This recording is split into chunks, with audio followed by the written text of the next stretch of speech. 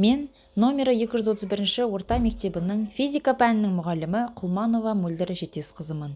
Сіздерге 8 сыныптың жылу құбылыстары бөліміндегі номері 1 зертханалық жұмыс, температуралары әртүрлі суды араластырғандағы жылу мөлшерлерін салыстыру тақырыбындағы сабағымды ұсынамын. Сабақтың мақсаты жылу құбылыстарындағы энергияның сақталу заңын зерттеу, тәжірибені жүргізуге әсер ететін факторларды анықтау. Ұйымдастыру кезеңінде оқушылармен амандасып, түгелдеп болған соң, жағымды психологиялық ахуал тудыру мақсатында бассейн ойынын ойнаттым. Ойынның шарты бойынша ыстық судан, салқын судан және жылы судан тұратын 3 бассейн беріледі. Әр бассейнге кемінде 5 адам түсе алады. 1, 2, 3 дегенде оқушылар өздері қалаған бассейндеріне түседі. Саламатсыңдар ма оқушылар? Саламатсыңдар. Отыра қойыңдар. Бір-біріңізге қарап тұрыңыз. Қазір менде қараңдар. 3 түрлі бассейн тұр. Ыстық, салқын, жылы. Ішінде су бар. 2, 3. Оқушылардың әрекетіне қарай тақырыпты ашу үшін жанама сұрақтар қойылды. Ойын соңында 3 түрлі бассейнге түскен оқушылар 3 топ болып бөлінді. Жанама сұрақтарға жауап беру барысында сабақтың тақырыбы айтылды.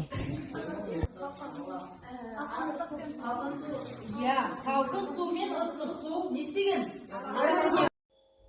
Сабақтың мақсатын анықтау барысында миға шабуыл әдісі арқылы тақтадан суреттер көрсетілді және суреттерге байланысты сұрақтар қойылды.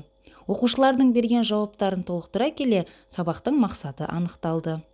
Үдерістің дұрыс жүріп жатқандығын білдіру үшін оқушыларды ынталандыру ретінде смайликпен бағаладым.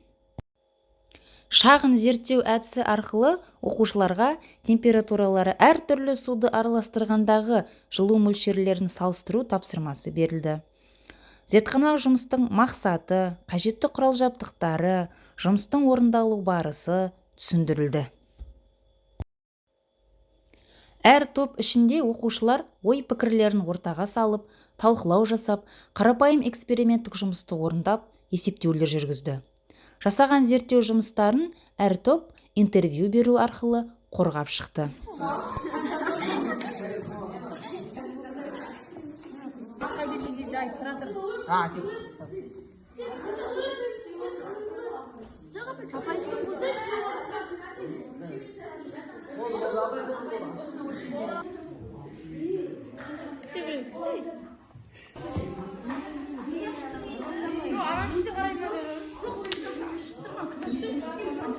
Іс-әрекеттің аяқталғандығын білдіру үшін оқушыларды жігерлендіру мақсатында мен жұлдызымды беремін деп жұлдызшамен әр топты бағаладым.